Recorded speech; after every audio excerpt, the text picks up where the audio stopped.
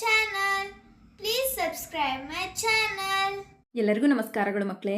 ಈ ವಿಡಿಯೋದಲ್ಲಿ ನಾವು 10ನೇ ತರಗತಿಯ ವಿಜ್ಞಾನ ವಿಷಯದ ಭಾಗ 1ರಲ್ಲಿನ ಮೊದಲ ಅಧ್ಯಾಯವಾದ ರಾಸಾಯನಿಕ ಕ್ರಿಯೆಗಳು ಮತ್ತು ಸಮೀಕರಣಗಳು ಎಂಬ ಅಧ್ಯಾಯದ ಪ್ರಶ್ನೋತ್ತರಗಳನ್ನು ತಿಳಿಯೋಣ ಮಕ್ಕಳೇ. ಅಭ್ಯಾಸದ ಪ್ರಶ್ನೆಗಳು. ಪ್ರಶ್ನೆ 1. ಈ ಕೆಳಗಿನ ಕ್ರಿಯೆಯ ಕುರಿತ ಹೇಳಿಕೆಗಳಲ್ಲಿ ಯಾವುವು ತಪ್ಪಾಗಿವೆ? 2 PbO plus C gives rise to 2 Pb plus CO2. ಇಲ್ಲಿನ ಆಪ್ಷನ್ ಅನ್ನು ಗಮನಿಸಿ ಮಕ್ಕಳೇ. ಎ, ಸೀಸ ಅಪಕರ್ಷಣಗೊಂಡಿದೆ. ಬಿ, ಕಾರ್ಬನ್ ಡೈಆಕ್ಸೈಡ್ ಉತ್ಕರ್ಷಣಗೊಂಡಿದೆ. ಸಿ, ಕಾರ್ಬನ್ ಉತ್ಕರ್ಷಣಗೊಂಡಿದೆ. ಡಿ, ಸೀಸದ ಆಕ್ಸೈಡ್ ಅಪಕರ್ಷಣಗೊಂಡಿದೆ. ಈ ಕ್ರಿಯೆಯಲ್ಲಿ ಸೀಸದ ಆಕ್ಸೈಡ್ ಅಪಕರ್ಷಣಗೊಂಡಿದೆ ಮಕ್ಕಳೇ ಮತ್ತು ಕಾರ್ಬನ್ ಉತ್ಕರ್ಷಣಗೊಂಡಿದೆ. ಹಾಗಾಗಿ ಇಲ್ಲಿ ಉತ್ತರ ಮೊದಲ ಆಪ್ಷನ್ ಎ ಮತ್ತು ಬಿ. ಪ್ರಶ್ನೆ 2. Fe2O3 plus 2Al gives rise to Al2O3 plus 2Fe. ಮೇಲಿನ ಕ್ರಿಯೆಯು ಇದಕ್ಕೆ ಉದಾಹರಣೆಯಾಗಿದೆ. ಸಂಯೋಗ ಕ್ರಿಯೆ, ದ್ವಿಸ್ಥಾನಪಲಟ ಕ್ರಿಯೆ, ವಿಭಜನ ಕ್ರಿಯೆ, ಸ್ಥಾನಪಲಟ ಕ್ರಿಯೆ.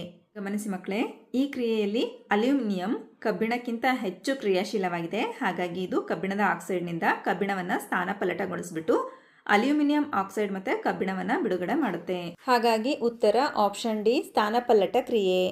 ಪ್ರಶ್ನೆ 3. ಕಬ್ಬಿಣದ ಚೂರುಗಳಿಗೆ ಸಾರರಿಕ್ತ ಹೈಡ್ರೋಕ್ಲೋರಿಕ್ ಆಮ್ಲವನ್ನು ಸೇರಿಸಿದಾಗ ಏನಾಗುತ್ತದೆ? ಸರಿಯಾದ ಉತ್ತರಕ್ಕೆ ಗುರುತು ಹಾಕಿ.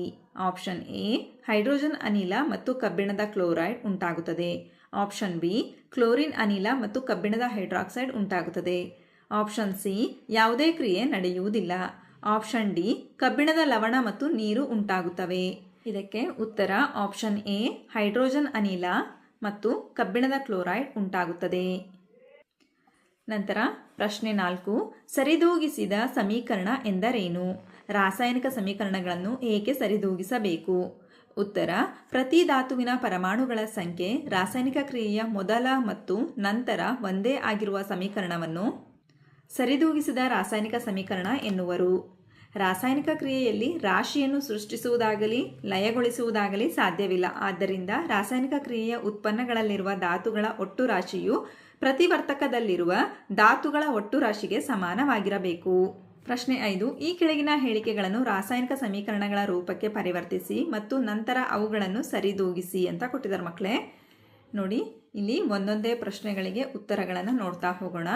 ಹೈಡ್ರೋಜನ್ ಅನಿಲ ನೈಟ್ರೋಜನ್ನೊಂದಿಗೆ ಸೇರಿ ಅಮೋನಿಯಾ ಆಗುತ್ತದೆ. ರಾಸಾಯನಿಕ ಸಮೀಕರಣವನ್ನು ನೋಡಿ ಮಕ್ಕಳೇ. H2 ಅಂದರೆ hydrogen, N2 nitrogen gives rise to NH3 ಅಂದರೆ ಅಮೋನಿಯಾ. ಸರಿದೂಗಿಸಿದ ರಾಸಾಯನಿಕ ಸಮೀಕರಣ 3H2 plus N2 gives rise to 2NH3.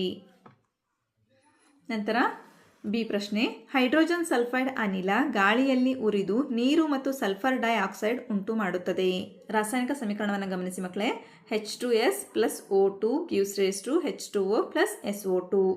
H2S ಅಂದರೆ ಹೈಡ್ರೋಜನ್ ಸಲ್ಫೈಡ್, O2 ಅಂದರೆ ಆಕ್ಸಿಜನ್, H2O ಅಂದರೆ ನೀರು, SO2 ಅಂದರೆ ಸಲ್ಫರ್ ಡೈಆಕ್ಸೈಡ್. ಸರಿದೂಗಿಸಿದ ಸಮೀಕರಣವನ್ನು ಗಮನಿಸಿ. 2H2S plus 3O2 gives rise to 2H2O plus 2SO2. ನಂತರ ಸಿ, ಬೇರಿಯಂ ಕ್ಲೋರೈಡ್ ಅಲ್ಯೂಮಿನಿಯಂ ಸಲ್ಫೈಟ್ನೊಂದಿಗೆ ವರ್ತಿಸಿ ಅಲ್ಯೂಮಿನಿಯಂ ಕ್ಲೋರೈಡ್ ಮತ್ತು ಬೇರಿಯಂ ಸಲ್ಫೈಟ್ನ ಪ್ರಕ್ಷೇಪ ಉಂಟು ಮಾಡುತ್ತದೆ. ರಾಸಾಯನಿಕ ಸಮೀಕರಣ BaCl2 plus Al2SO4 thrice BaSO4 plus AlCl3. ನೋಡಿ ಮಕ್ಕಳೇ, BaCl2 ಅಂದರೆ ಬೇರಿಯಂ ಕ್ಲೋರೈಡ್, Al2SO4 ಅಂತಂದರೆ ಅಲ್ಯೂಮಿನಿಯಂ ಸಲ್ಫೈಟ್, BaSO4 ಅಂದರೆ ಬೇರಿಯಂ ಸಲ್ಫೈಟ್, AlCl3 ಅಂದರೆ ಅಲ್ಯೂಮಿನಿಯಂ ಕ್ಲೋರೈಡ್. ಗಮನಿಸಿ, ಸರಿದೂಗಿಸಿದ ರಾಸಾಯನಿಕ ಸಮೀಕರಣ 3BaCl2 plus Al2SO4 thrice gives rise to 3BaSO4 plus 2AlCl3. ನಂತರ ಡಿ ಪ್ರಶ್ನೆಯನ್ನು ನೋಡಿ. ಪೊಟ್ಯಾಷಿಯಂ ಲೋಹ ನೀರಿನೊಂದಿಗೆ ವರ್ತಿಸಿ ಪೊಟ್ಯಾಷಿಯಂ ಹೈಡ್ರಾಕ್ಸೈಡ್ ಮತ್ತು ಹೈಡ್ರೋಜನ್ ಅನಿಲ ಉತ್ಪತ್ತಿ ಮಾಡುತ್ತದೆ. ರಾಸಾಯನಿಕ ಸಮೀಕರಣವನ್ನು ಗಮನಿಸಿ. K plus H2O gives rise to KOH plus H2.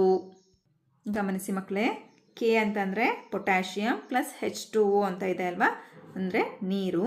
KOH ಅಂದರೆ ಪೊಟ್ಯಾಷಿಯಂ ಹೈಡ್ರಾಕ್ಸೈಡ್, H2 ಅಂದರೆ ಹೈಡ್ರೋಜನ್. ಸರಿದೂಗಿಸಿದ ರಾಸಾಯನಿಕ ಸಮೀಕರಣವನ್ನು ನೋಡಿ ಮಕ್ಕಳೇ.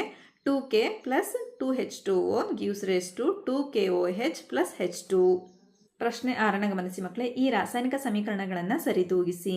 A HNO3 plus CaOH twice gives rise to CaNO3 twice plus H2O. HNO3 ಅಂದರೆ ನೈಟ್ರಿಕ್ ಆಮ್ಲ, CaOH ಟ್ವೈಸ್ ಅಂದರೆ ಕ್ಯಾಲ್ಶಿಯಂ ಹೈಡ್ರಾಕ್ಸೈಡ್, CaNO3 ಟ್ವೈಸ್ ಅಂತ ಅಂದರೆ ಕ್ಯಾಲ್ಶಿಯಂ ನೈಟ್ರೇಟ್, H2O ಅಂದರೆ ನೀರು.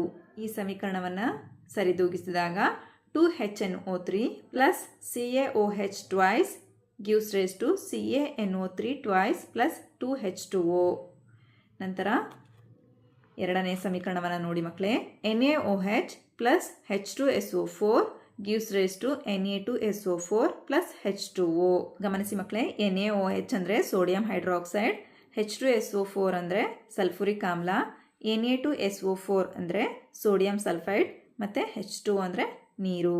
ಇದನ್ನು ಸರಿದೂಗಿಸಿದಾಗ 2NaOH plus H2SO4 gives rise to Na2SO4 plus 2H2O. C ಸಮೀಕರಣವನ್ನು ನೋಡಿ ಮಕ್ಕಳೇ. NaCl plus AgNO3 gives rise to AgCl plus NaNO3. ನೋಡಿ ಮಕ್ಕಳೇ, NaCl ಅಂದರೆ ಸೋಡಿಯಂ ಕ್ಲೋರೈಡ್, AgNO3 ಅಂದರೆ ಸಿಲ್ವರ್ ನೈಟ್ರೇಟ್, AgCl ಅಂದರೆ ಸಿಲ್ವರ್ ಕ್ಲೋರೈಡ್, NaNO3 ಅಂದರೆ ಸೋಡಿಯಂ ನೈಟ್ರೇಟ್. ಸರಿದೂಗಿಸಿದ ರಾಸಾಯನಿಕ ಸಮೀಕರಣ ನೋಡಿ. NaCl plus AgNO3 gives rise to AgCl plus NaNO3. ನೋಡಿ ಮಕ್ಕಳೇ, ಇಲ್ಲಿ ಯಾವುದೇ ಚೇಂಜಸ್ ಆಗಿಲ್ಲ ಅಲ್ವಾ? ಯಾಕೆಂದರೆ ಈ ಸಮೀಕರಣವು ಈಗಾಗಲೇ ಸಮತೋಲನದಲ್ಲಿದೆ ಮಕ್ಕಳೇ. ನಂತರ ಡಿ ನೋಡಿ. BaCl2 plus H2SO4 gives rise to BaSO4 plus HCl. ಗಮನಿಸಿ ಮಕ್ಕಳೇ, BaCl2 ಅಂದರೆ ಬೇರಿಯಂ ಕ್ಲೋರೈಡ್, H2SO4 ಅಂದರೆ ಸಲ್ಫುರಿಕ್ ಆಮ್ಲ, BaSO4 ಅಂದರೆ ಬೇರಿಯಂ ಸಲ್ಫೈಡ್, HCl ಅಂದರೆ ಹೈಡ್ರೋಕ್ಲೋರಿಕ್ ಆಮ್ಲ. ಇದನ್ನು ಸರಿದೂಗಿಸಿದಾಗ BaCl2 plus H2SO4 gives rise to BaSO4 plus 2HCl ಆಗುತ್ತೆ. ನಂತರ ಪ್ರಶ್ನೆ 7. ಈ ಕೆಳಗಿನ ಕ್ರಿಯೆಗಳಿಗೆ ಸರಿದೂಗಿಸಿದ ರಾಸಾಯನಿಕ ಸಮೀಕರಣ ಬರೆಯಿರಿ ಅಂತ ಕೊಟ್ಟಿದ್ದಾರೆ ಮಕ್ಕಳೇ. ನೋಡಿ, ಸರಿಯಾಗಿ ಅರ್ಥ ಮಾಡ್ಕೊಂಬಿಟ್ಟು ಬರೀರಿ. ಮೊದಲ ಪ್ರಶ್ನೆ, calcium hydroxide plus carbon dioxide gives rise to calcium carbonate plus ನೀರು ಅಂತ ಕೊಟ್ಟಿದ್ದಾರೆ. ಅದನ್ನು ಈ ರೀತಿಯಲ್ಲಿ ಬರೆಯಿರಿ ಮಕ್ಕಳೇ. CaOH twice plus CO2 gives rise to CaCO3 plus H2O. ನಂತರ ಬಿ ಪ್ರಶ್ನೆ, ಸತು ಪ್ಲಸ್ ಬೆಳ್ಳಿಯ ನೈಟ್ರೇಟ್ ಪ್ಲಸ್ ಸತುವಿನ ನೈಟ್ರೇಟ್ ಪ್ಲಸ್ ಬೆಳ್ಳಿ. ಇದರ ರಾಸಾಯನಿಕ ಸಮೀಕರಣ Zn plus 2AgNO3 gives rise to ZnNO3 twice plus 2Ag. ನಂತರ ಸಿ, ಅಲ್ಯೂಮಿನಿಯಂ ಪ್ಲಸ್ ತಾಮ್ರದ chloride gives rise to aluminium chloride plus ತಾಮ್ರ.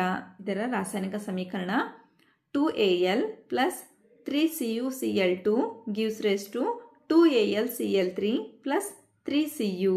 ನಂತರ ಡಿ ಪ್ರಶ್ನೆ, barium chloride plus potassium sulphide plus barium sulphide plus potassium chloride. BaCl2 plus K2SO4 gives rise to BaSO4 plus 2KCl. ನಂತರ ಪ್ರಶ್ನೆ 8. ಈ ಕೆಳಗಿನವುಗಳಿಗೆ ಸರಿದೂಗಿಸಿದ ರಾಸಾಯನಿಕ ಸಮೀಕರಣ ಬರೆಯಿರಿ ಮತ್ತು ಪ್ರತಿಯೊಂದು ಕ್ರಿಯೆಯ ವಿಧವನ್ನು ಗುರುತಿಸಿ. A, potassium bromide plus barium iodide gives rise to potassium iodide plus barium bromide. ಇದರ ರಾಸಾಯನಿಕ ಸಮೀಕರಣವನ್ನು ನೋಡಿ ಮಕ್ಕಳೇ. 2KBr plus BaL2 gives rise to 2Ki plus BaBr2. ಇದು ದ್ವಿಸ್ಥಾನ ಪಲ್ಲಟ ಕ್ರಿಯೆ. ನಂತರ ಬಿ ಪ್ರಶ್ನೆ, ಸತುವಿನ ಕಾರ್ಬೋನೇಟ್ gives rise to ಸತುವಿನ oxide plus carbon dioxide. ZnO3 gives rise to ZnO plus CO2. ಇದು ವಿಭಜನ ಕ್ರಿಯೆ.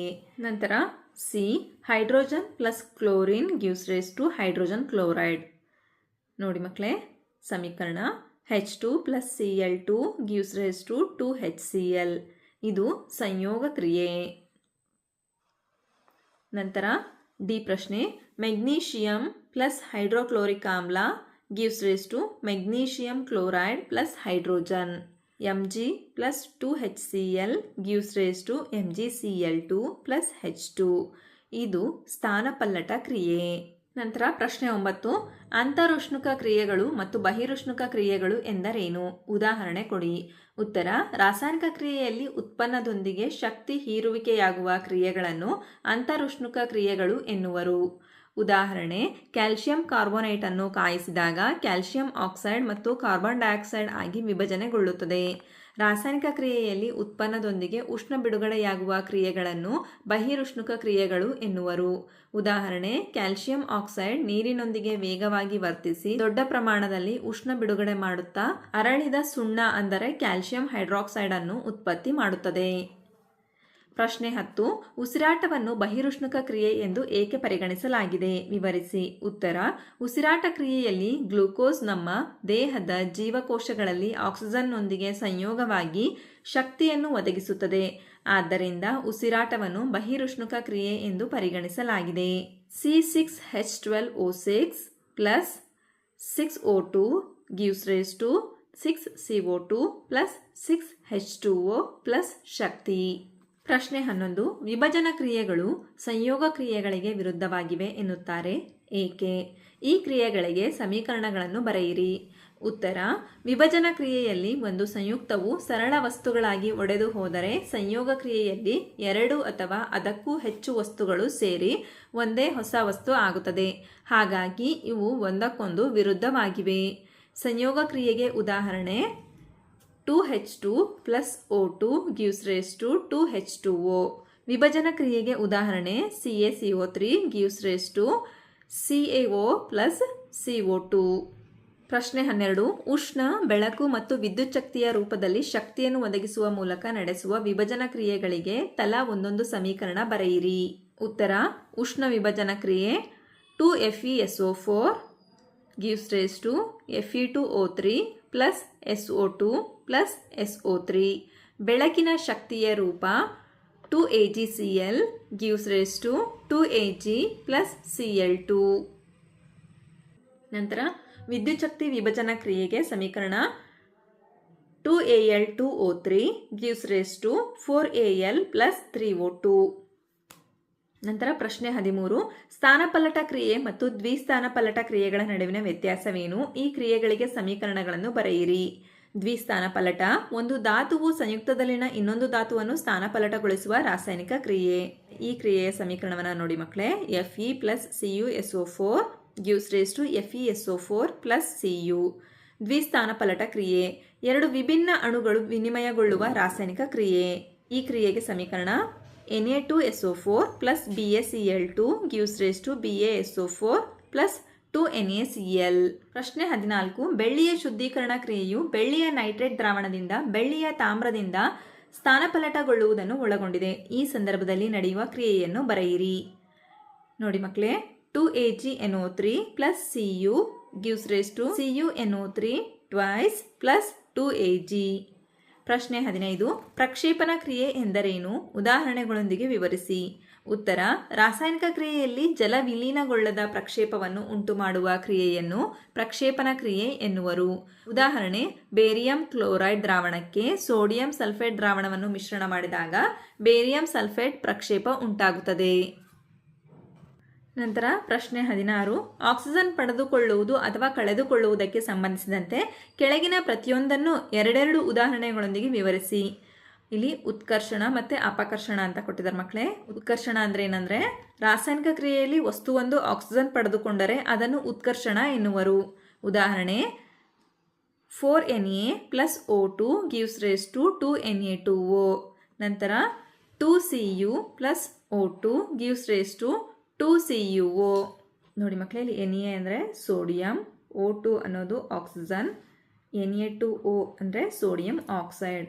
ನಂತರ Cu ಅಂದರೆ ಕಾಪರ್, O2 ಅಂದರೆ ಆಕ್ಸಿಜನ್, CuO ಅಂದರೆ ಕಾಪರ್ ಆಕ್ಸೈಡ್. ನಂತರ ಅಪಕರ್ಷಣ: ರಾಸಾಯನಿಕ ಕ್ರಿಯೆಯಲ್ಲಿ ವಸ್ತುವೊಂದು ಆಕ್ಸಿಜನ್ ಕಳೆದುಕೊಂಡರೆ ಅದನ್ನು ಅಪಕರ್ಷಣ ಎನ್ನುವರು. ಉದಾಹರಣೆ CuO plus H2 gives rise to Cu plus H2O. ನಂತರ ಇನ್ನೊಂದು ಉದಾಹರಣೆ ZnO plus C gives rise to Zn plus CO. ಗಮನಿಸಿ ಮಕ್ಕಳೇ, CuO ಅಂದರೆ ಆಕ್ಸೈಡ್, H2 ಅಂದರೆ ಹೈಡ್ರೋಜನ್ ಅನಿಲ, Cu ಅಂತ ಅಂದರೆ ಕಾಪರ್, H2O ಅಂದರೆ ನೀರು. ಇಲ್ಲಿ ಗಮನಿಸಿ ಮಕ್ಕಳೇ, ZnO ಅಂದರೆ ಜಿಂಕ್ ಆಕ್ಸೈಡ್, ಸಿ ಅಂದರೆ ಕಾರ್ಬನ್, Zn ಅಂದರೆ ಜಿಂಕ್ ಪ್ಲಸ್ CO ಅಂದರೆ ಕಾರ್ಬನ್ ಮೊನಾಕ್ಸೈಡ್. ಪ್ರಶ್ನೆ 17. ಹೊಳಪುಳ್ಳ ಕಂದು ಬಣ್ಣದ ಎಕ್ಸ್ ಧಾತುವನ್ನು ಗಾಳಿಯಲ್ಲಿ ಕಸಿದಾಗ ಕಪ್ಪು ಬಣ್ಣಕ್ಕೆ ತಿರುಗುತ್ತದೆ. ಎಕ್ಸ್ ಧಾತು ಮತ್ತು ಉಂಟಾದ ಕಪ್ಪು ಬಣ್ಣದ ಸಂಯುಕ್ತವನ್ನು ಹೆಸರಿಸಿ. ಉತ್ತರ: ಎಕ್ಸ್ ಧಾತು ತಾಮ್ರ ಮತ್ತು ಉಂಟಾದ ಕಪ್ಪು ವಸ್ತು ತಾಮ್ರದ oxide. 2Cu plus O2 gives rise to 2CuO.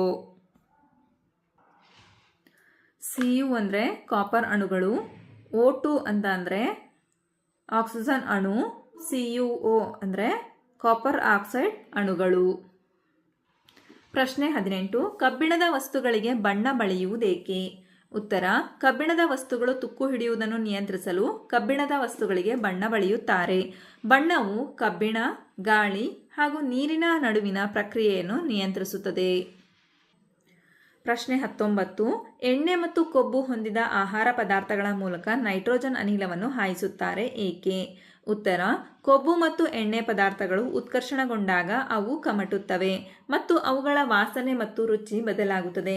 ಗಾಳಿಯಲ್ಲಿರುವ oxygen ಜೊತೆ ಉತ್ಕರ್ಷಣ ಹೊಂದಿ ಆಹಾರ ಪದಾರ್ಥಗಳು ಕೆಡದಂತೆ ರಕ್ಷಿಸಲು ಕೊಬ್ಬು ಅಥವಾ ಎಣ್ಣೆಯನ್ನು ಹೊಂದಿರುವ ಆಹಾರ ಪದಾರ್ಥಗಳಿಗೆ ನೈಟ್ರೋಜನ್ ಅನಿಲವನ್ನು ಹಾಯಿಸುತ್ತಾರೆ. ಪ್ರಶ್ನೆ 20. ಒಂದೊಂದು ಉದಾಹರಣೆಯೊಂದಿಗೆ ಕೆಳಗಿನ ಪದಗಳನ್ನು ವಿವರಿಸಿ. ಉತ್ತರ: ಕೊರೆಯುವಿಕೆ. ಲೋಹವು ತನ್ನ ಸುತ್ತಲಿನ ವಸ್ತುಗಳಾದ ತೇವಾಂಶ, ಆಮ್ಲಗಳು ಇತ್ಯಾದಿಗಳಿಂದ ಆಕ್ರಮಿಸಲ್ಪಟ್ಟಾಗ ಅದು ಕೊರೆತಕ್ಕೊಳಗಾಗುತ್ತದೆ. ಈ ಪ್ರಕ್ರಿಯೆಯನ್ನು ಕೊರೆಯುವಿಕೆ ಎನ್ನುವರು. ಉದಾಹರಣೆ: ಕಬ್ಬಿಣದ ವಸ್ತುಗಳನ್ನು ಗಾಳಿಯಲ್ಲಿಟ್ಟಾಗ ತುಕ್ಕು ಹಿಡಿಯುವುದು, ಬೆಳ್ಳಿಯು ಕಪ್ಪಾಗುವುದು ಮತ್ತು ತಾಮ್ರವು ಹಸಿರಾಗುವುದು. ನಂತರ ಕಮಟುವಿಕೆ. ಕೊಬ್ಬು ಮತ್ತು ಎಣ್ಣೆ ಪದಾರ್ಥಗಳು ಉತ್ಕರ್ಷಣಗೊಂಡಾಗ ಅವು ಕಮಟುತ್ತವೆ. ಅವುಗಳ ವಾಸನೆ ಮತ್ತು ರುಚಿ ಬದಲಾಗುತ್ತದೆ. ಈ ಪ್ರಕ್ರಿಯೆಯನ್ನು ಕಮಟುವಿಕೆ ಎನ್ನುವರು. ಉದಾಹರಣೆ: ಎಣ್ಣೆಯಲ್ಲಿ ಕರಿದ ಚಿಪ್ಸ್ಗಳ ರುಚಿ ಕೆಲವು ದಿನಗಳ ನಂತರ ರುಚಿ ಹಾಗೂ ವಾಸನೆ ಬದಲಾಗುತ್ತದೆ. ಹಾಗಾದರೆ ಮಕ್ಕಳೇ, ಈ ಪಾಠದಲ್ಲಿ ಬಂದಿರತಕ್ಕಂತಹ ಎಲ್ಲ ಪ್ರಶ್ನೆಗಳಿಗೆ ನಿಮಗೆ ಉತ್ತರ ಲಭಿಸಿದೆ ಅಂತ ನಾನು ಭಾವಿಸ್ತಾ ಇದ್ದೀನಿ. ಧನ್ಯವಾದಗಳು. ನಮ್ಮ ವಿಡಿಯೋ ಇಷ್ಟವಾದಲ್ಲಿ ಪ್ಲೀಸ್ ಸಬ್ಸ್ಕ್ರೈಬ್ ಮಾಡಿ, ಲೈಕ್ ಮಾಡಿ, ಶೇರ್ ಮಾಡಿ, ಪ್ರೋತ್ಸಾಹಿಸಿ.